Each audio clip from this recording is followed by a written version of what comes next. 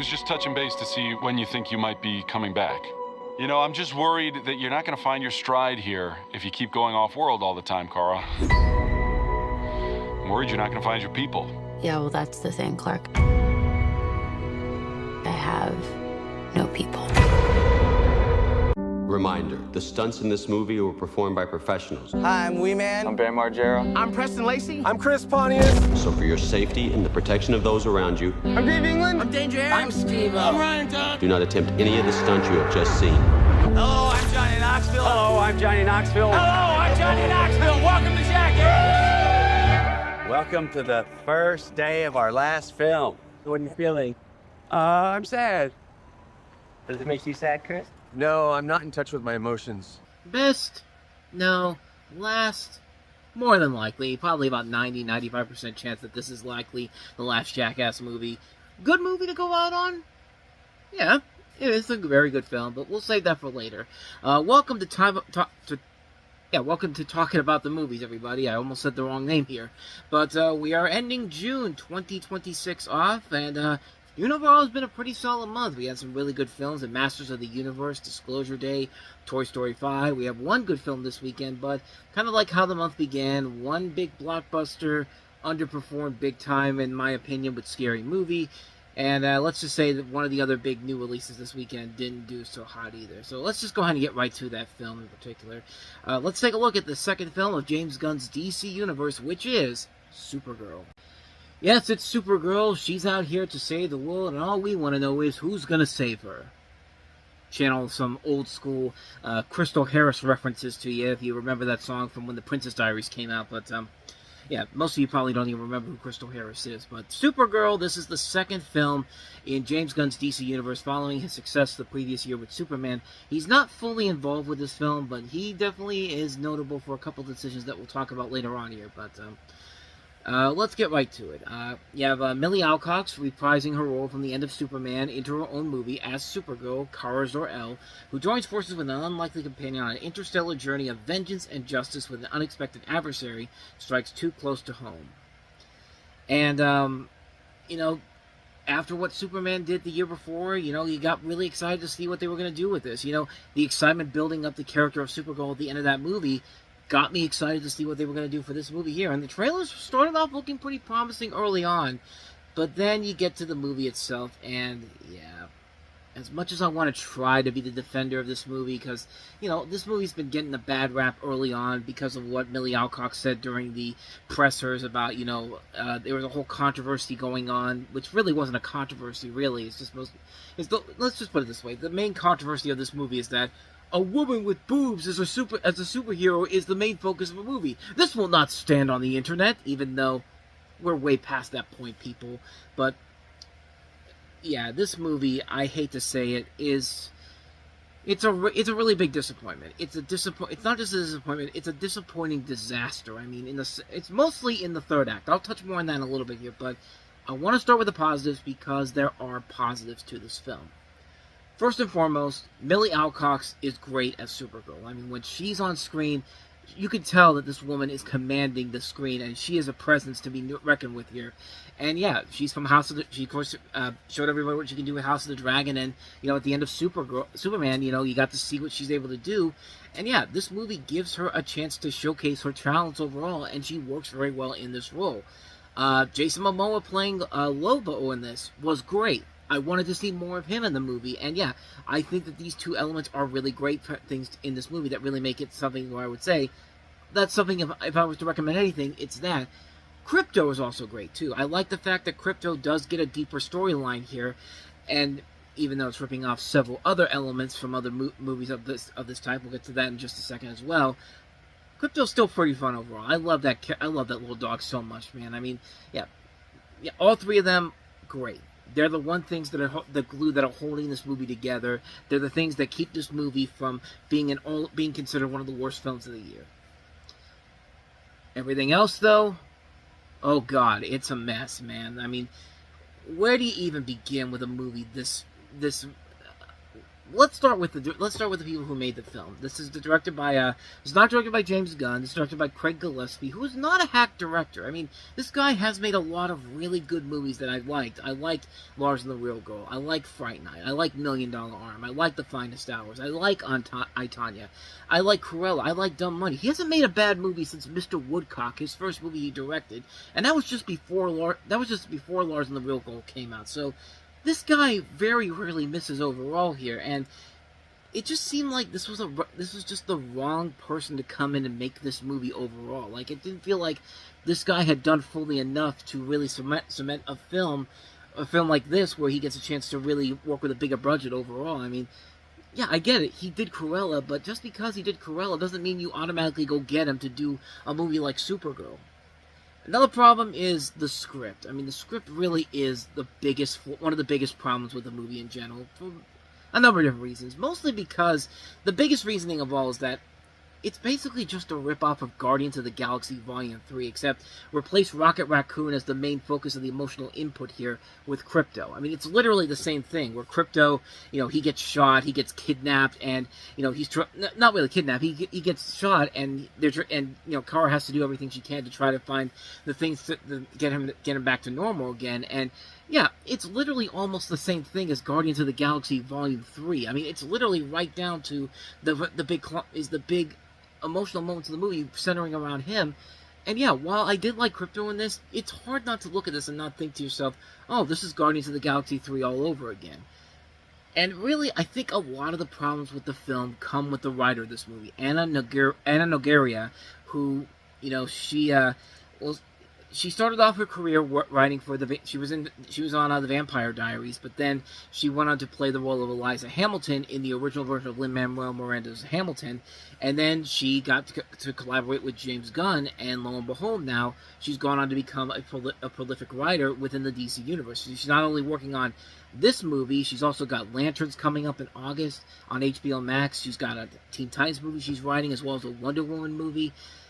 I want to give her the benefit of a doubt, but man, if this is the movie that from the person that's going to write most of these DC films coming up here, then yeah, we might have some big problems here, because yeah, the script is a complete mess of a film.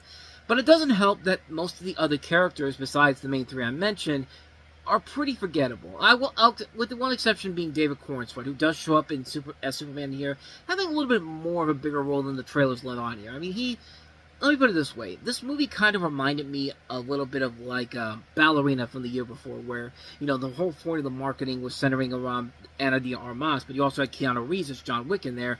And yeah, he was fine in there, but the movie was mostly forgettable simply because of the fact that it seemed like most of the focusing was focusing on John Wick. And while this one doesn't have that much focusing on it, it does feel like Superman has more of a prominent role in here than most people probably expected it to, but I mean, that's fine with me. I like David Cornswet. I thought he was very good in Superman. And yeah, he does help to provide a good support for Millie Alcox in this, and while letting her take control of the movie in general. Everybody else in this movie, though, bland and forgettable. David Krumholtz playing Supergirl's father, as well as Emily Beecham playing her mother. It's basically just the same thing that happened in Superman, except it's not Bradley Cooper and Angela Serafine. It's two other people in general. Eve Ridley playing Ruthie Mary Null, pretty forgettable overall. I mean, she literally is there to just be kind of the second banana to Supergirl in here. The villain of this movie, oh my god, Creme of the Yellow Hills. I mean, here's where the movie starts to really fall apart here, because this movie really feels like early 2010s MCU. Like, this villain is written like a bad early 2010 MCU villain. And that was when the MCU was at its peak, but man, this guy is just so bland, so forgettable, and he wants one thing: total world domination. And that, it's just like, the actor who's playing him, Matthias Schoenaerts, he's not bad, but he's just really bland and forgettable, and yeah, there's just nothing about him that makes him that threatening whatsoever, and this is supposed to be your main villain in this movie, and it just didn't work overall, and it just really is something where it's just kind of like, man, like, this whole thing, I mean, that's where the problems really begin for the movie, was the script and the bad characters overall. But then, when you get to the visual aspect of the movie, this has to be one of the worst looking superhero movies I have ever seen, from just the visual perspective, because they're trying to do Guardians of the Galaxy mixed with Mad Max, and that's two different film styles coming together. Guardians of the Galaxy Volume 3 in particular, that this film's kind of ripping off, was more vibrant and colorful. There's sequences in that movie where the colors just come out in droves. Mad Max is like a bleak, post-apocalyptic world, but there's still a visual flair to it. This one feels like it's meshing it together, and it just comes out looking like a piece of shit brown. I mean, there's really no denying that this thing looks pretty bad. I mean, this is like Thor the Dark World bad. I mean, if I have to say Thor the Dark World looks better than this, then we've got a massive, massive problem here. And what else can I really say about this? Well, here's the thing, though. This is a movie where it's not supposed to have the same caliber as Superman. It's supposed to be kind of like The Mandalorian and Grogu to Star Wars. This movie should not be the driving focus for the DC universe going forward here. I mean, it's not like they spent a shit ton of money on Supergirl overall to, you know, make this movie have a budget almost as much as Superman. I mean, there's no way that this film would be that stupid to give this movie a gigantic ass budget like that. Oh my god!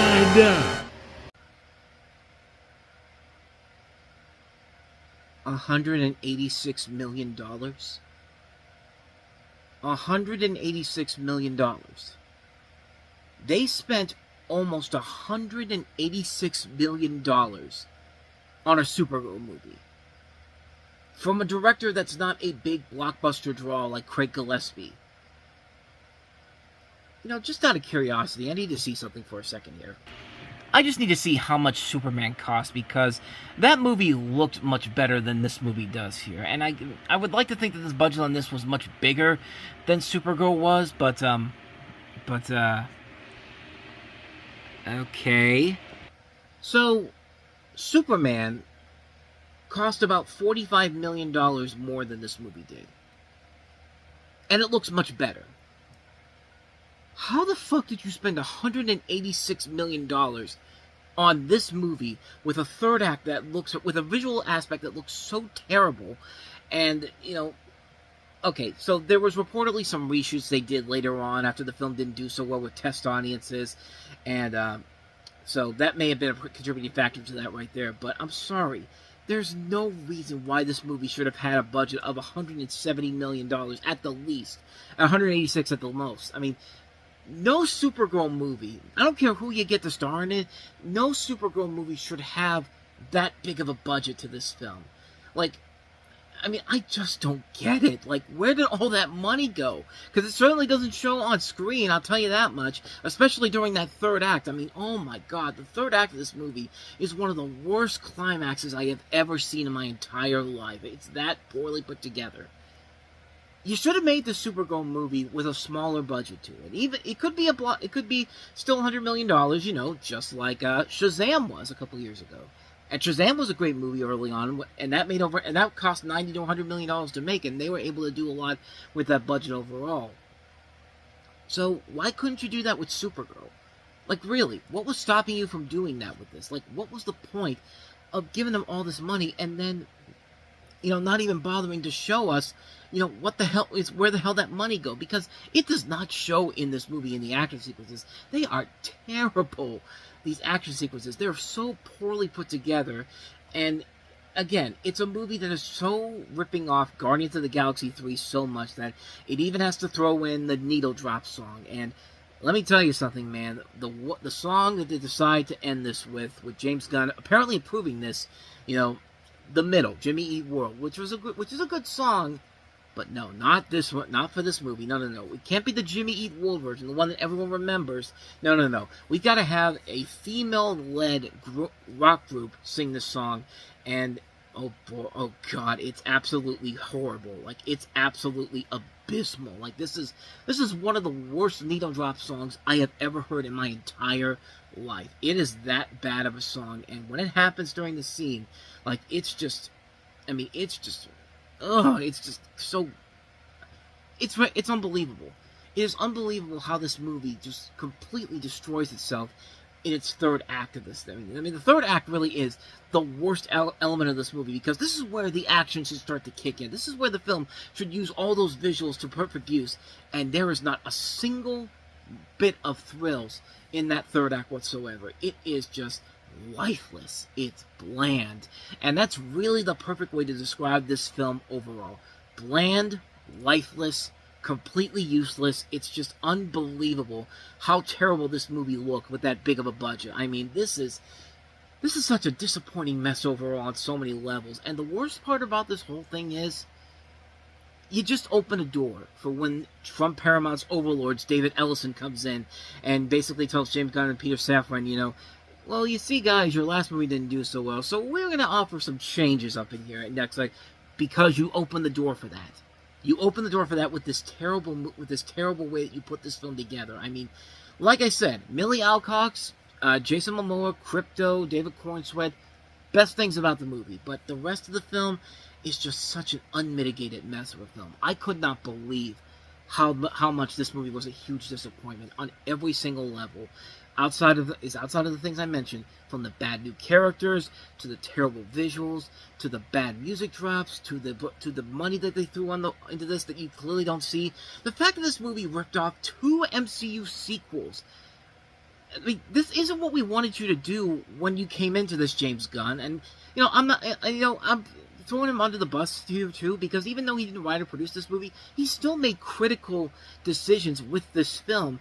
And this thing is his baby overall. They spent a ton of money to bring him over and do what this was supposed to this was supposed to fix the DC Cinematic Universe. And so far, I mean, this started off promising the year before, but man, it's gone. This movie just dropped it down big time. And so I'm just saying, James Gunn, you better deliver with Superman Man of Tomorrow, or else, yeah, we are effed at this point. So yeah, this movie, like I said, it's not the worst, but it's definitely a movie where you really felt like there was so much left on the table, especially with the money they spent on this. I still don't know where the hell that money went to, because it definitely does not show on screen here, and this movie is just an unmitigated mess of a film. So I won't give it a I only give it a marginal thumbs down.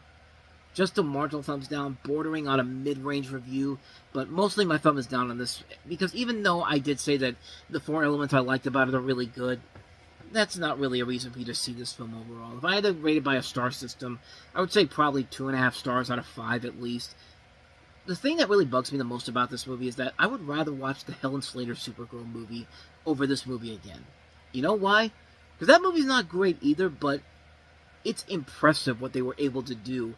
Even though it failed in that movie, they at least were trying to do something unique and different with it.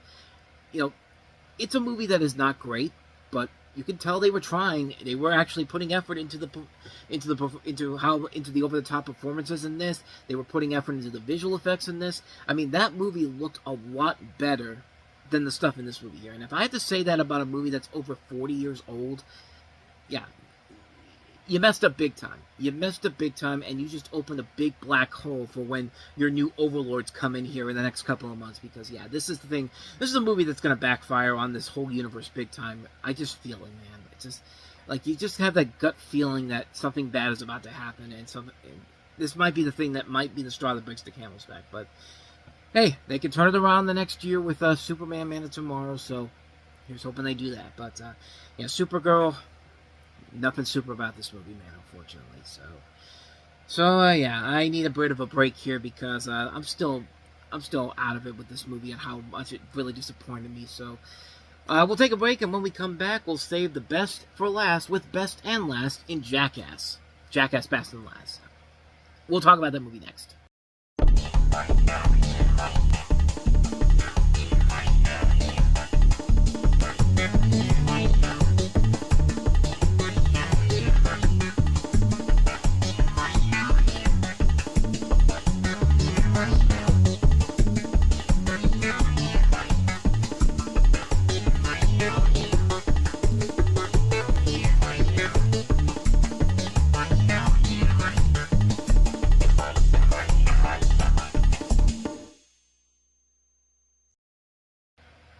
First and foremost, why don't you just call this movie Best for Last? I mean, that makes more sense than Best and Last, but hey, it's a Jackass movie, so what are you gonna do?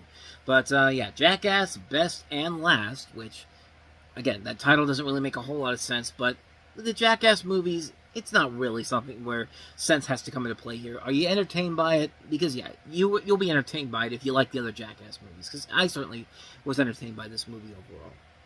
So the big thing about this particular film that not a lot of people really knew about when this film got announced early in the year was that what this essentially is not really a full new movie.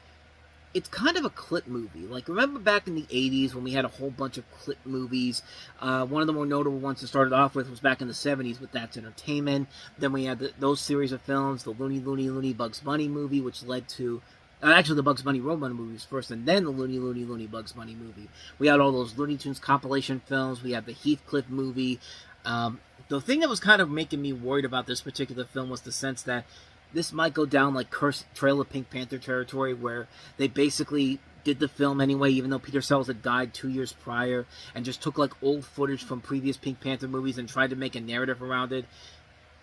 Not to saying that Jackass would do that in particular to those extremes, but it was getting me worried a little bit here of what exactly was new in this movie and what exactly was old. And in a way, it doesn't really go down the route that I thought it was going to. It's definitely not one of the stronger films. It's certainly not as good as the last one they did, but it's still a good Jackass movie overall. It's a mix of old and new footage, bringing back some of the bigger stunts and pranks from the franchise, as well as bringing in some brand new ones and showing in some never-before-seen footage, which actually includes some stuff with Bam Margera that obviously was not used in the last movie. But you also have old bits from the show, stuff that MTV wouldn't let them show on the air, so show them in the movie. I can get behind that overall.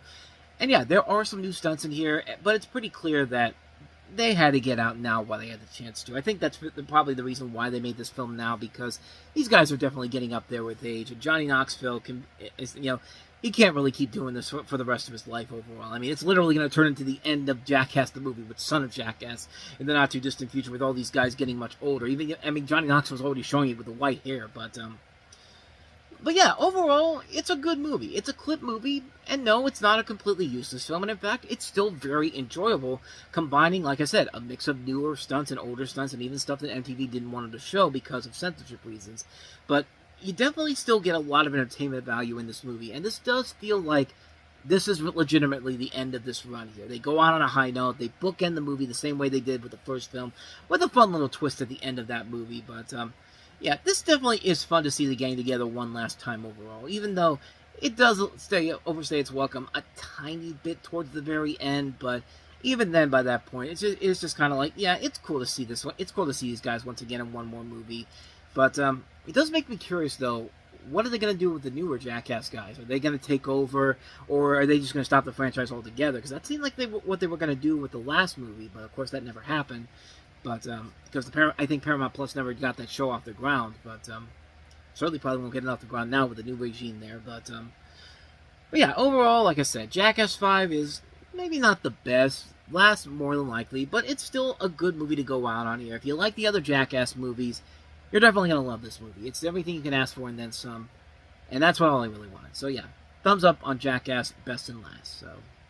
So that's my thoughts on Supergirl and Jackass Best and Last. Let me know your thoughts down below on both of those movies. What do you think of them at home? And if you want to go ahead and take a look at my review for Toy Story 5, you can check it out in the corner, as well as check out the playlist below. And next week, on Independence Day weekend, we will take a look at the newest Minions movie from the Despicable Me franchise, Minions and Monsters, which has been getting a lot of good early word of mouth, and I think it's going to be hilarious if that movie ends up getting better reviews than the Super Mario Galaxy movie does, which that movie was, set to be the big hyped-up release from Illumination this year, and Minions was kind of like the movie that's going to please the kiddies who weren't impressed by that movie overall, Super Mario in general, but it's looking like it might be the other way around, considering how the reviews for Super Mario were not great. And yeah, the early word of mouth on this has been really, really good. So I'm looking forward to it. I like the Minions movies more than the Despicable Me films. So I'm definitely looking forward to checking that out next week. And I'll have a review for it here, of course, on the next episode of the show. So thank you for joining us here on Talking About the Movies. If you like what you saw, hit that like button, subscribe button, notification button. And I will see you guys next week. So until then, thanks for watching, and I'll see you next time. Take care.